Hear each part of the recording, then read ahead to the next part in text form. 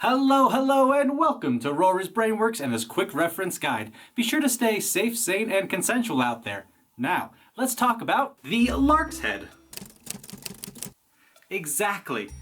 Interchangeable. It actually goes by like 100 different names. The name varies a lot based on region. It is one of the most absurdly easy hitches to create inside of our repertoire, and very useful for starting a lot of ties or tightening yourself to something.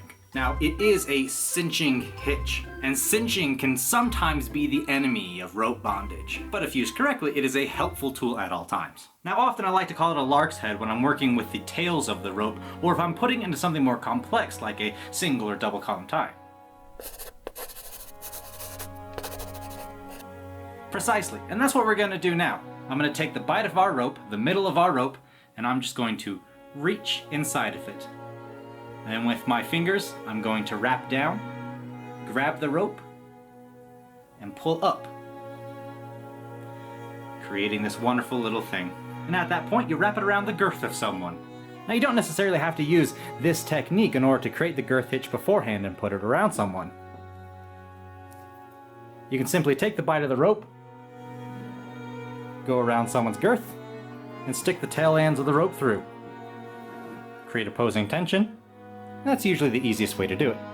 And once you have the appropriate tightness, you will bear in mind that this is a cinching hitch. It will continue to tighten if it is not locked down or if the tension is not brought away from the hitch. One of the ways to bring away the tension is to continually wrap. Once we've done a full rotation, most of the tension is going to be on the new part of the rope, which is around the areas that we are just coming across. So now most of the tension are going to be in these areas as opposed to the girth hitch. Now, one way to lock it down, you'll notice that one side will be raised and the other will be depressed based off of the way that it's interacted with this bite of the rope. What we're going to do is push down on the raised part and beneath the depressed. Now, you can lock it just by going up and that way. Utilize the rope as you see fit if you're going to make your way up. If you're going down, we have to weave through the bite and this other rope. This part of the bite is raised, this part is depressed. So we're going to push down on the raised and push up on the depressed. Weaving in and out of that. And naturally the weave will have us go over and on top ourselves right here.